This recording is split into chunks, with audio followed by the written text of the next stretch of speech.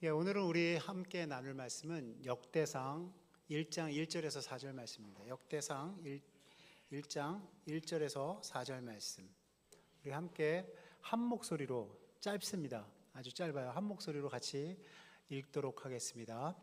아담, 셋, 에노스, 게난, 마할랄렐, 야렛, 에녹, 무드셀라, 라멕, 노아, 셈, 함과 야벳은 조상들이라. 아멘. 우리가 지금 매일 성경을 통해서 매일 아침마다 이 역대상을 지금 함께 큐티하고 묵상하고, 또 우리 목사님들이 돌아가면서 이 역대상을 지금 1장부터 계속적으로 하나씩 지금 설교해 나가고 있습니다. 한 가지 저에게 이제 안타까움이라고, 좀 아쉬움이 있다라고 하면, 이것은 사실은 몇몇 사람이 이 역대상을 읽고 은혜를 받는 것이 아니라 우리 남세종 시민교회 모든 성도들이 지금 역대상을 함께 읽고 함께 묵상하고 함께 나누면서 은혜 받는 그러한 시간이 되어야 됨에도 불구하고, 지금 우리가 역대상이 진행되고 있다는 것을 알지 못하는 성도들도 참 많이 있고, 또 역대상의 내용이 어떠한 내용인지도 잘 알지 못하는 사람들이 굉장히 많이 있습니다.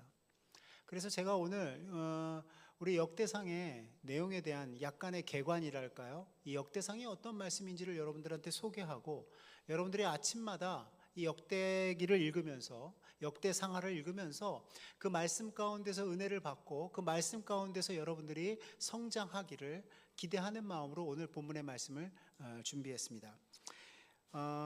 우리가 읽고 있는 이 역대기는 지금 역대상하로 나누어져 있지만 사실은 하나의 책이었습니다. 이게 후대에 와가지고 역대상하로 나누어졌는데, 역대상은 그 사무엘 하의 내용과 중복되는 그러한 내용이죠. 그래서 다윗이 왕위에 올라서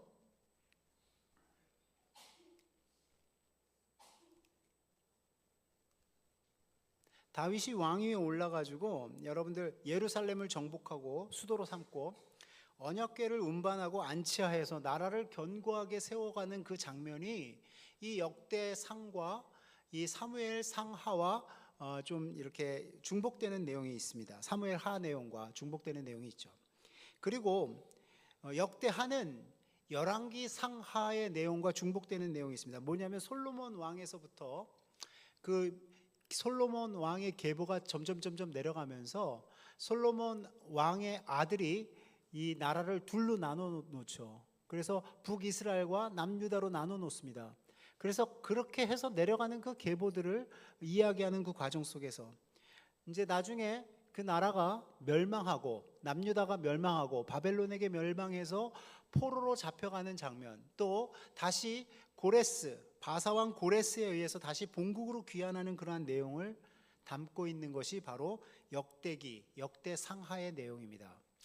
자, 오늘 설교 내용이 좀 딱딱할지 모르지만 여러분들 잘 주의해서 들어주시기 바랍니다. 이렇게 중복되는 이 역대상하의 내용은 과연 그러면 사무엘 상하와 열왕기 상하의 중복된 내용, 그러니까 반복되는 내용인가라고 질문을 했을 때 그렇지 않다라는 거예요. 내용이 중복될지는 모르지만 관점이 틀립니다.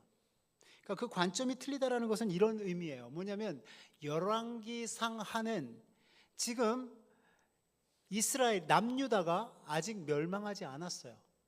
그러나 이 남유다가 점점 하나님 앞에서 배교하고 우상을 섬기고 죄악을 저지르고 패역한 그러한 삶을 살아갈 때 어떻게 해요? 그들에게 선지자적인 관점에서 그들을 바라보면서 야, 너네들 이렇게 살다가는 하나님 앞에서 심판당할 거야. 하나님이 심판하실 거야.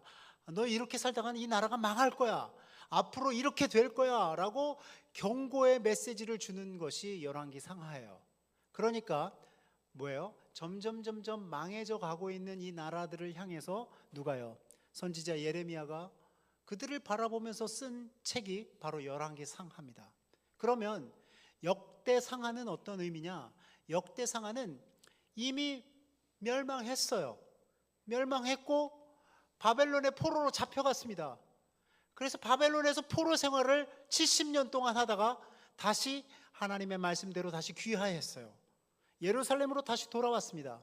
이 돌아온 사람들에게 좀 희망과 소망을 주고, 또 하나님 앞에서 너네들이 정말 택한 백성이고 너네들은 선민이야 라는 그 정체성을 가르쳐 주기 위해서 쓰여진 책이 역대상하입니다. 그러니까 중복된 내용이 있을지라도 관점이 틀려요.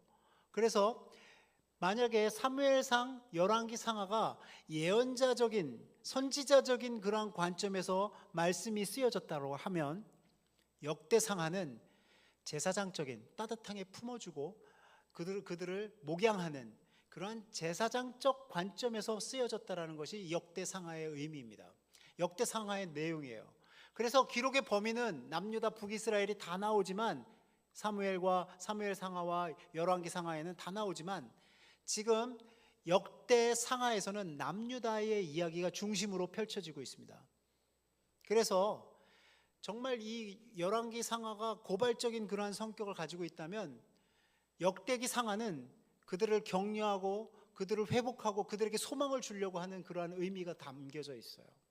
그리고 기록의 방법도 굉장히 열왕기 상하는 객관적이지만 역대 상하는 굉장히 의도적인 그러한 의미가 숨겨져 있습니다.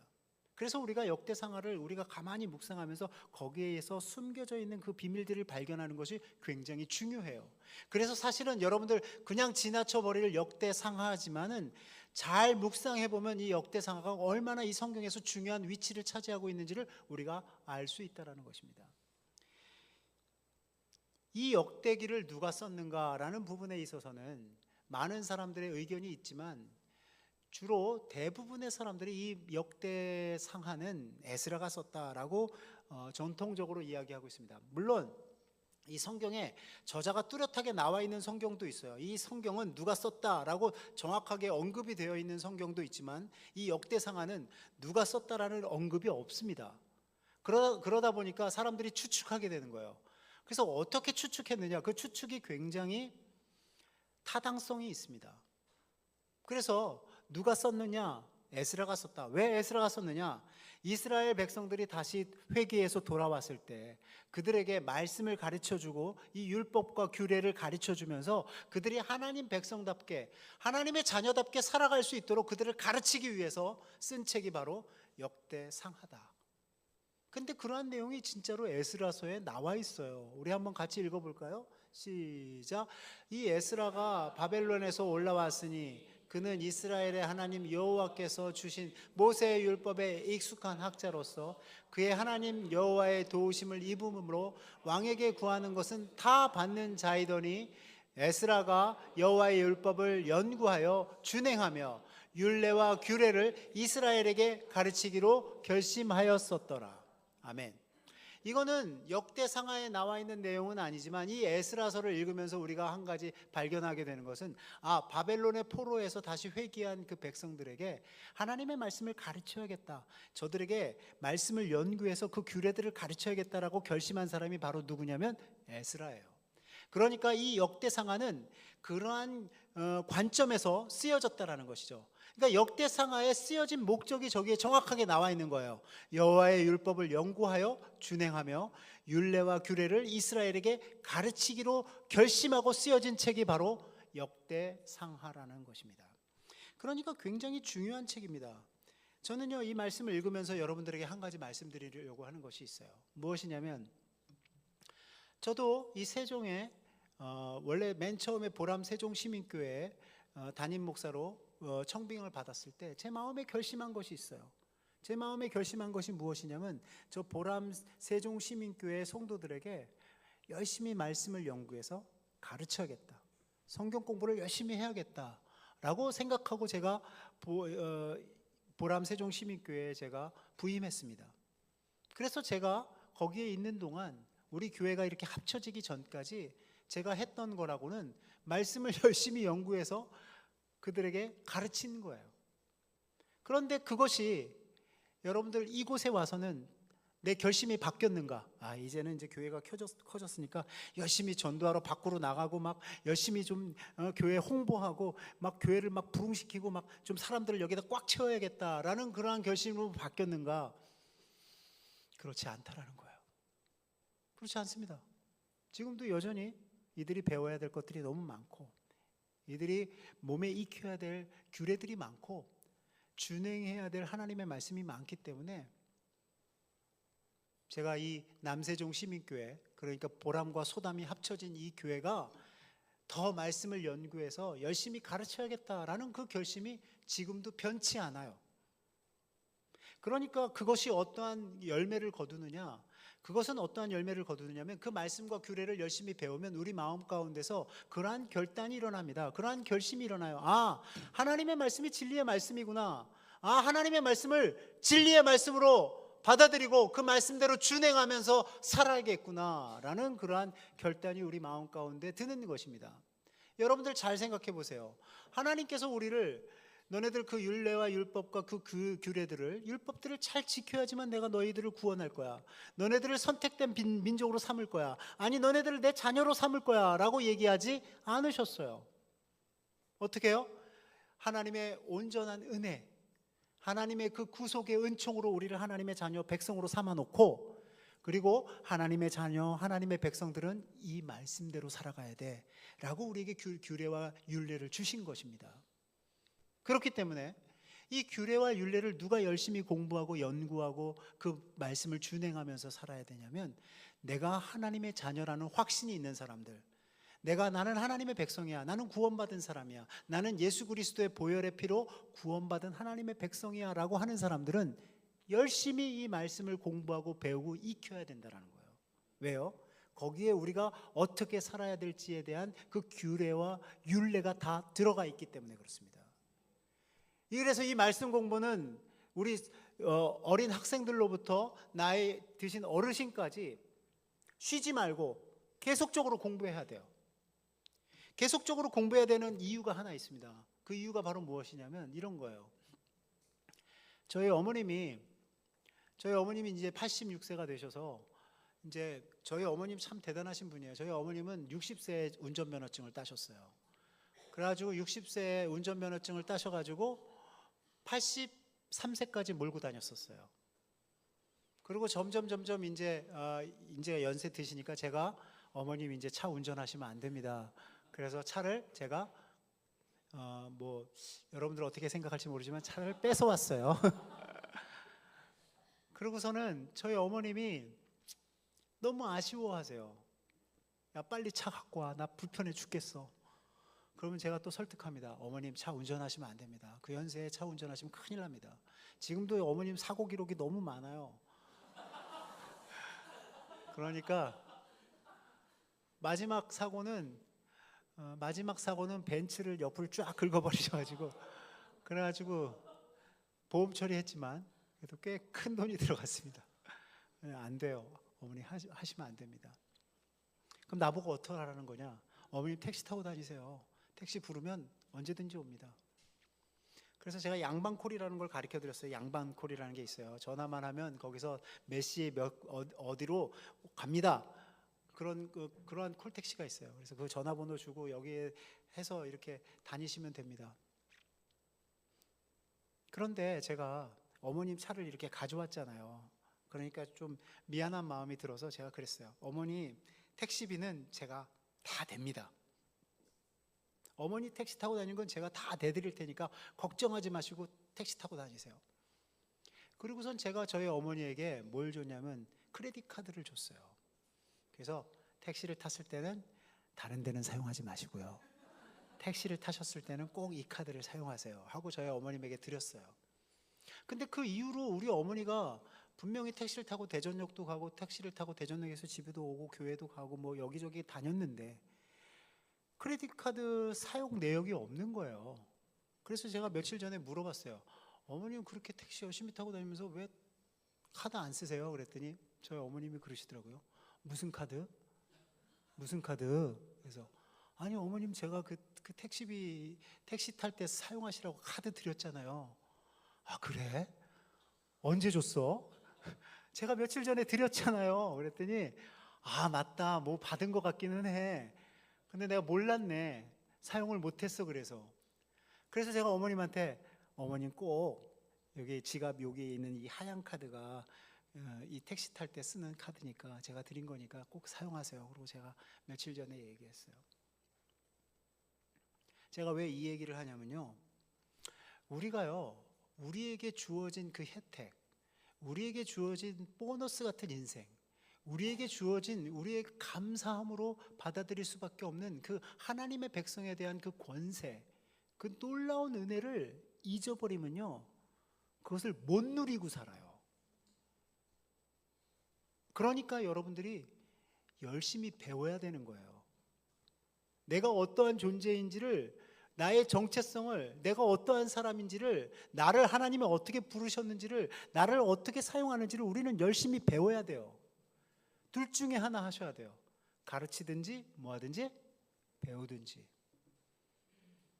그래서 아직 마더와이즈 신청 안 하신 분들은 빨리 신청하시기 바랍니다.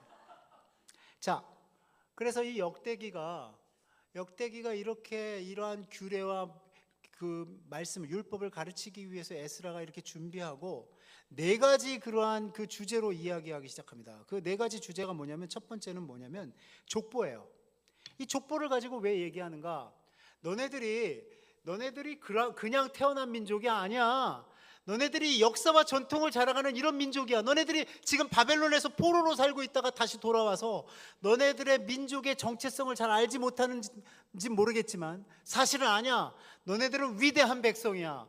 너네들은 하나님이 택하셔서 저 출애굽시켜가지고 가나안을 정복하게 했던 그러한 위대한 백성이야 라고 얘기하면서 그들의 족보, 그들의 계보를 언급하는 거예요. 그런데 거기에서만 끝나는 것이 아닙니다. 그 계보는 어디로 이어지느냐? 이 이스라엘 백성들의 이 계보는 누구에까지 이어지냐면 예수님에게까지 이어져요. 어떻게 이어지느냐? 바벨론에서, 마태복음에 의하면 아브라함에서 다윗까지 연례돼요. 다윗에서 바벨론으로 이거할 때, 그러니까 바벨론 포로로 잡혀갈 때까지가 연례돼요. 바벨론에서 다시 이스라엘로, 예루살렘으로 귀환해서 예수님까지 연례되다. 14대로 이렇게 나누고 있어요. 마태복음이 이렇게 나누는 것은 역대기에서 이야기한 그 계보들이 결국은 누구에게로 귀결이 되느냐? 예수님에게로 귀결된다는 것을 이야기하기 위해서 역대기가 존재하는 거예요. 굉장히 중요한 말씀입니다. 그런데 보세요. 이 말씀이 누구에게부터 예언이 되어져 있냐면 다윗의 때 이러한 예언이 있었다라는 거예요. 누가 얘기했어요? 이걸 천사가 얘기했어요. 자, 같이 한번 읽어볼까요? 시작. 보라, 내가 잉태하여 아들을 낳으리니 그 이름을 예수라 하라. 그가 큰 자가 되고 지극히 높으신 이의 아들이라 일컬어질 것이요 주 하나님께서 그 조상 다윗의 왕위를 그에게 주시리니 영원한 야곱의 집을 왕으로 다스리실 것이며 그 나라가 무궁하리라. 자, 여러분들 있잖아요. 다윗의 왕위를 영원 무궁토로 너의 왕위, 너의 계승, 네 자손, 유다 자손으로부터 생겨난 이 다윗 왕가의 이 왕위는 계속될 거야. 언제까지? 영원토록. 그런데 그 왕위를 이어받을 사람이 나타날 거야. 그래서 그 메시아를 그 당시 신약을 보면 많은 사람들이 저분은 메시아다라고 생각되어지는 사람들은 예수님을 뭐라고 그랬냐면 다윗의 자손, 예수여 이렇게 불렀습니다. 예수님을. 그러니까 여러분들 잘 보세요. 야곱의 집을 왕으로 다스릴 것이며 그 나라가 무궁하리라 라고 이야기하는 것은 그 야곱의 집은 누구를 이야기하는, 뭐를 이야기하는, 이스라엘을 이야기하는 거예요. 그러니까 이스라엘을 다스리는 영원한 왕이, 무궁한 왕이 태어날 것인데 그게 바로 누구냐면 예수다. 천사가 지금 얘기하는 거예요. 너가 낳을 아이는 예수라 이름을 짓는데 이 아이는 그 다윗의 때에 예언되어 있는 그 아이야 라고 누가 설명해 주는 거예요? 천사가 설명해 주는 거예요. 그래서 중요한 것은 무엇이냐면 그 예언의 말씀들이 성취된다라는 거예요. 두 번째는 뭐냐면 이 왕위가 계속될 것인데 어떻게 해요? 아브라함과 다윗에게 주신 그 언약이, 그 구원 계획이 계속적으로 내려와서 그것이 성취될 것이라는 것을 성경은 계속 이야기하고 있습니다. 그게 언약 백성이라는 거죠. 그러니까 여러분들 언약 백성이라는 것은 뭐냐면 하나님이 너네들은 내 자녀야, 너네들은 내 택한 백성이야 라고 이야기하면 그것은 변치 않습니다. 왜요? 그것을 우리가 정한 것이 아니라 누가 정한 것이기 때문에 하나님이 정하신 것이기 때문에 그래요. 그러면 그 언약 백성의 계보는 계속 이어져 내려오는 것입니다. 계속 이어져 내려오는 거예요. 그래서 저는 그런 생각해요. 저희 아버님 이름이 백자 철자 기자입니다. 저의 이름은 백현웅입니다. 제 아들은 백승진이에요. 그런데 어떻게 내려가는지 아세요? 우리 아버지를 만나 주신 그 하나님께서 우리 아버지를 만나 주셔서 그 아버지를 목사로 삼으셨어요. 그래서 뭐예요? 백철기, 백현웅, 백승진 이렇게 계보가 내려가는 거예요. 어떤 백성? 하나님의 백성의 계보가 내려가는 것입니다. 지금도 여전히 예수 그리스도를 믿는 가정, 예수 그리스도를 믿는 사람들에 의해서 하나님의 계보, 하나님의 씨앗, 하나님의 하나님의 백성의 그 계보가 영원 무궁하도록 내려가고 있는 거예요. 아멘? 그게 여러분들이 시작점일 수도 있고, 여러분들이 두 번째일 수도 있고, 여러분들이 세 번째일 수도 있고, 여러분들이 네 번째일 수도 있습니다. 그래서 좀 자부하잖아요. 아, 우리 집안이 말이에요. 3대째 우리 모태신앙이에요. 이렇게 막 자부하시는 분들이잖아요. 그 교만해지면 안 돼요. 모태신앙은 못된 신앙으로 변할 수 있어요. 모태신앙 있잖아요. 아무것도 못해 그런 신앙으로 바뀔 수 있습니다. 그래서 우리는 뭐예요? 이걸 알아야 돼요. 지금 우리 아버지를 만나 주셨던 그 하나님이 나를 만나 주셔서 나를 또 이렇게 목사의 자리로 인도하셨구나. 그럼 그 하나님이 누구를? 내 아들도 내 딸도 만나 주셔서 그들이 이 땅에서 하나님의 거룩한 씨앗으로 자라가도록 기도하게 하는 거예요. 아멘? 예, 그 의식을 갖고 있는 사람, 그 정체성을 갖고 있는 사람은 틀려요. 내 자녀가 믿음 생활 제대로 안 하면 큰일 납니다. 거기에서 경계 경보가 울리는 거예요. 이래서는 안 되지. 내 자손의 때에서 끊어지면 안 되지. 그래서 중요한 것은 이 아브라함과 다윗에게 세워진 그 언약이 계속적으로 내려가는 것을 이 역대기에서 이야기하고 있습니다. 그리고 또한 중요한 것은 뭐냐면 하나님이 얘기한 그 계보가 하나님의 그 약속하신 그 계보대로 내려가게 되어 있다는 거예요. 뭐냐면 이런 거예요. 자, 우리 같이 한번 읽어봅시다. 시작. 규가 유다를 떠나지 아니하며 통치자의 지팡이가 그 발 사이에서 떠나지 아니하기를 실로가 오시기까지 이르리니 그에게 모든 백성이 복종하리로다. 자, 여기서 규가 유다를 떠나지 아니하며 라고 이야기하는 것은 결국은 뭐냐면 유다 계보에서 왕이 나올 것이고 그 왕이 누구로 인해서 영원 무궁할 것이다? 예수 그리스도로 인해서 영원 무궁할 것이다 라는 것을 창세기에서 이미 언약하셨어요. 예언하셨어요. 그러면 그 계보가 내려가느냐? 그 계보가 내려갑니다. 그래서 그 계보가 내려간 것이 다윗이에요. 그래서 사실은 어저께 김은진 전사님이 토요일날 사울 왕에 대해서 설교를 하면서 사울이 하나님 말씀 순종하지 않고 그 말씀을 따르지 않고 또 점쟁이를 찾아가고 그래서 결국은 하나님의 말씀에 순종하지 않아서 죽었다 이렇게 얘기를 하는데 사실은 정확하게 얘기하면 사울은 왕이 되면 안 되는 사람이었어요. 왜? 유다 지파에서 왕이 내려가기로 했거든요. 그러니까 사울은 사실은 잘못된 왕이에요. 잘못 세워진 왕입니다. 하나님의 계획 가운데 세워진 왕이 아니에요. 사람들이 그냥 세운 왕이에요. 사람들이 키가 크고 잘생기고 멋있어서. 그래서 키가 크고 잘생기고 멋있어서 뭘 뽑아놓으면 큰일 나요. 예, 그거는 하나님의 뜻이 아니에요. 사람을 외모로 보시지 않습니다. 어디에서요? 하나님이 얘기한 유다의 계보에서 누가 왕이 돼요? 다윗이 왕이 되는 거예요. 그게 그 순서대로 계보가 내려가는 것입니다. 그런데 참 웃긴 거는 뭐예요? 이런 거예요. 다윗이 결국은 뭐 어떤 열망을 갖고 있냐면 성전에 대한 열망을 갖고 있어요. 나는 꼭 하나님의 성전을 지어야지.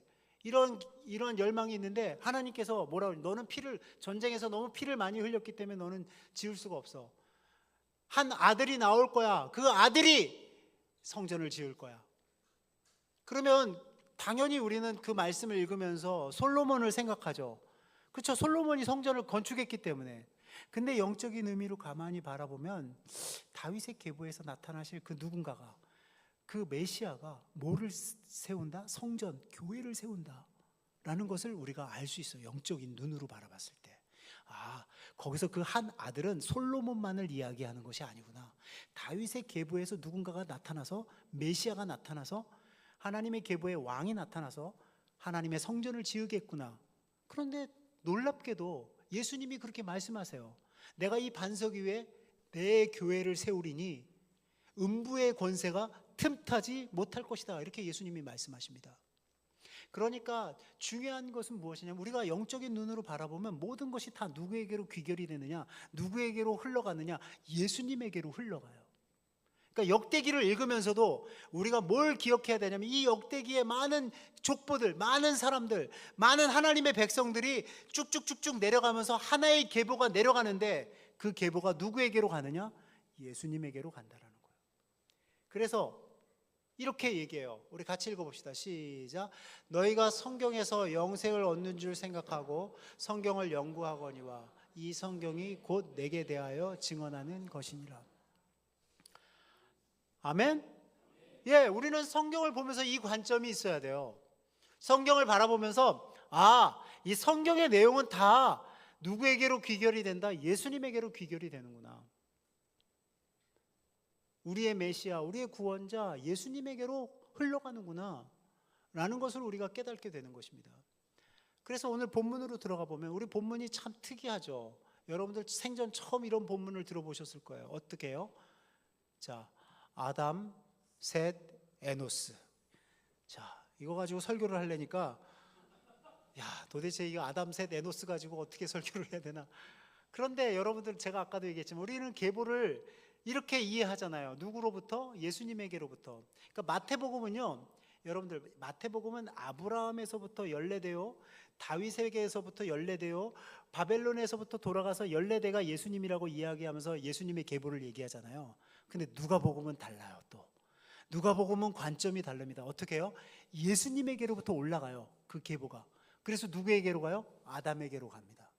그러면 그 계보를 보면 이 계보가 바로 이 계보구나. 어떤 계보? 이거예요. 뭐냐면 왜 아담에게로까지 올라갈까 굳이?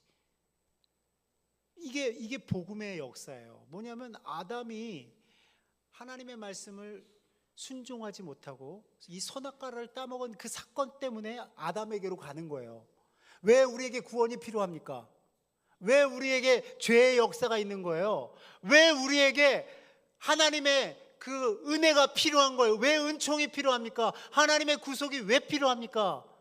이 질문에 대답하려면 어디까지 가야 되냐면 아담에게로 가야 돼요. 아담이 지은 죄로부터 그렇게 시작이 된 거예요. 그래서 아담이 지은 죄 때문에 우리가 하나님 앞에서 심판을 받고 죄악을 받고 저주를 받는데 이런 이야기를 합니다. 마지막에 저주를 하면서 이런 이야기를 해요. 자, 우리 같이 한번 읽어볼까요? 시작. 내가 너로 여자와 원수가 되게 하고 내 후손도 여자의 후손과 원수가 되게 하리니 여자의 후손은 내 머리를 상하게 할 것이요 너는 그의 발꿈치를 상하게 할 것이니라 하시고. 자, 여러분들 이 말씀을 보면 뭘 알 수 있어요? 하나님이 뭔가 알 수 없는 이런 이상한 내용을 예언하세요. 하나님이 말씀하십니다. 누구를 저주하는 거냐면 그 뱀, 옛뱀, 하와를 꼬신 그 뱀을, 미혹한 그 뱀을 저주하는데 그게 누구예요? 그게 사단입니다. 그런데 그 사단에게 이렇게 얘기하는 거예요. 뭐라고요? 원수가 된다. 여자의 후손과 원수가 되는데 그 여자의 후손이 내 머리를 상하게 할 것이고 그의 발꿈치를 너희가 상하게 할 것이다. 제가 이 말씀 가만히 묵상해 보니까 예수님도 발꿈치를 상하는 정도의 그러한 아픔이 있었죠. 십자가의 고통이 있었습니다. 그러나 그것을 통해서 어떻게 했어요? 그것을 통해서 사단의 권세를 물리치고 죄와 사망의 권세에서 우리를 구원해내신 거예요. 아멘? 그러면 중요한 것은 뭐냐면 우리는 누구를 찾아야 되냐면 저 여자의 후손을 찾는 거예요. 아담으로부터 내려오는 그 계보에 여자의 후손이 그렇게 한다고 그랬으니까. 그러면 중요한 것은 무엇이냐? 그것을 아담이 알았느냐? 아담이 알았어요. 그 내용을 이해했어요. 그래서 나중에 하와가 굉장히 하와 때문에 이 범죄를 저질렀다라고 불평했던 이 아담이 하와를 이름을 져주는 장면이 나와요. 이렇게 나옵니다. 같이 읽어볼까요? 시작. 아담이 그의 아내의 이름을 하와라 불렀으니 그는 모든 산자의 어머니가 됨이더라. 네, 뭐예요? 이 하와를 통해서, 이 여인을 통해서 뭔가 후손이 나오는데 그 후손이 결국은 저 사단의 권세를 물리치고 그의 머리를 상하게 할 것이다. 우리는 이제부터 그 영적인 전쟁을 싸우는 그러한 삶을 살게 될 것이다 라는 거예요. 그러면 그 전개를 여러분들 이렇게 전개를 해요. 누가복음에서는. 자, 같이 읽어볼까요? 시작. 그 위는 에노스요, 그 위는 셋이요, 그 위는 아담이요, 그 위는 하나님이시니라.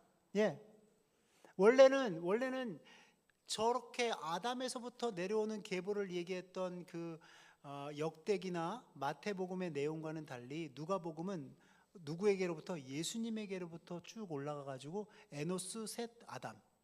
이게 누구예요? 역대상에 나와 있는 에노스, 아니 아담, 셋, 에노스. 그리고 에녹, 무드셀라, 라멕, 노아, 셈, 함과 야벳. 그러면 이렇게 질문할 수가 있어요. 뭐냐면 저기서 갈라지는 순간이 있어요. 뭐예요? 노아죠.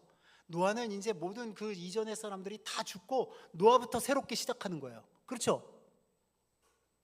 왜 모르는 표정을 지으세요? 여러분들 이건 다 아셔야 돼요. 누구부터 다시 시작해요? 노아부터 다시 시작합니다. 노아부터 다시 시작하는데 그에게 아들이 셋이 있었어요. 셈, 함과 야벳이 있었습니다. 그렇죠? 그러면 우리의 관점은 뭐냐면 그러면 저 셈, 함, 야벳 중에서 누가 그 여인의 후손의 그 계보를 이어갈까? 이런 질문이 나타나잖아요. 근데 그 질문에 대해서 성경이 이야기해요. 어떻게 해요? 노아가 좀 그 술을 좋아했어요. 특히 포도주. 그래가지고 대낮에 그 포도주를 마시고선 벌거벗고 누웠어요. 그랬더니 그것을 아들 함이 봤습니다. 근데 이 함이 그것을 감추지 않고 형들한테 가서 일러요. 아버지 또 취해가지고 쓰러졌는데 이번엔 빨가벗고 쓰러졌어. 그렇게 아버지의 치부를 드러내는데 이 셈과 야벳은 어떻게 해요? 아버지를 뒷걸음질을 치면서 아버지의 그 하체를, 그 부끄러움을 감춰줍니다. 감춰줘요. 여러분들 어때요? 아버지의 그 하체를 드러낸, 그러니까 그 수치를 드러낸 함보다 분명히 저 셈과 야벳 중에서 그 계보를 이어가겠죠. 근데 나중에 보니까 창세기 9장 26절에 이렇게 나와 있어요. 자, 또 같이 읽어볼까요? 시작. 또 이르되 셈의 하나님 여호와를 찬송하리로다. 가나안은 셈의 종이 되고. 야벳은 사라졌어요. 어딘가 야벳이 어디 가지 완전히 갑자기 투명 인간이 되고 갑자기 노아가 예언 같은 이야기를 하는데 그 예언이 뭐였냐면 셈의 하나님 여호와를 찬송하리로다. 그러면서 그 하체를 그 수치를 드러낸 그 가나안, 그러니까 함의 자녀죠. 셈의 종이 되고 하면서 이제 너네들은 종이 될 거야 하면서 혼내주는 그러한 메시지가 선포되는데, 아니 정확하게 얘기하면 셈과 야벳의 하나님은 찬송하리로다 이렇게 해야 되는데 야벳이 사라졌어요. 야벳이 사라지고 셈을 찬송합니다. 셈의 하나님을. 그러면 우리는 그러면 저 셈의 계보에서 메시아가 나오겠구나라는 것을 추측할 수 있죠. 그런데 중요한 것은 이거예요. 이 장면이에요. 그 아버지의 하체를 뒷걸음질 치면서 그 허물을 덮어주는 셈과 야벳. 이것처럼 온 인류의 죄악을 셈의 계보에서 나타난 메시아 예수 그리스도가 그 우리 인류의 허물, 인류의 죄를 덮어준다라는 거예요. 아멘? 여러분들 덮어줄 거예요? 들춰낼 거예요? 지금 빨리 약속하세요. 덮어줄 거예요? 들춰낼 거예요? 예, 우리 믿는 사람들은 덮어주는 사람들이에요.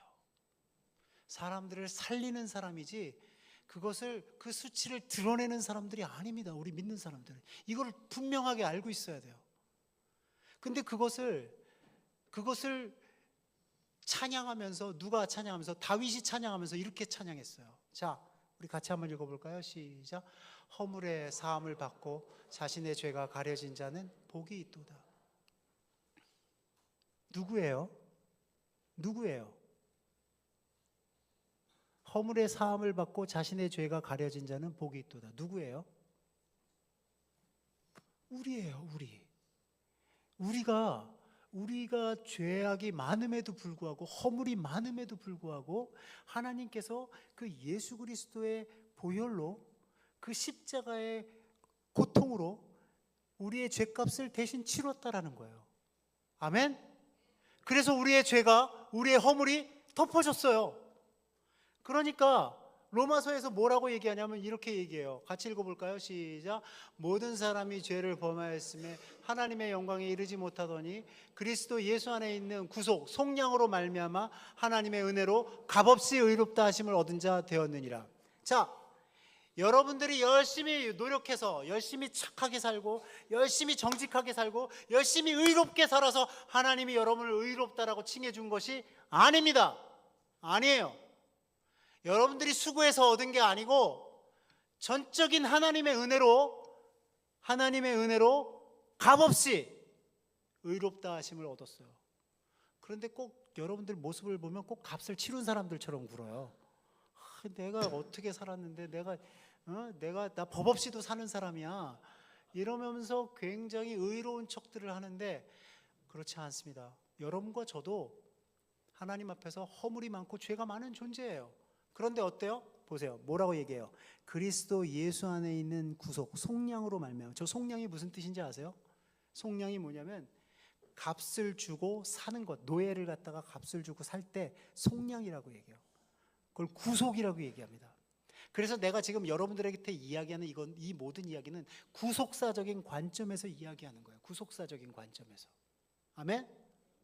그러니까 여러분들, 우리는 이걸 정확하게 알아야 돼요. 뭐냐? 우리는 죄가 있음에도 불구하고, 허물이 있음에도 불구하고 하나님이 그 허물을 덮어주시고 그 허물을 가려주시고, 아니야 너 의로워 라고 불러주셨다라는 거예요.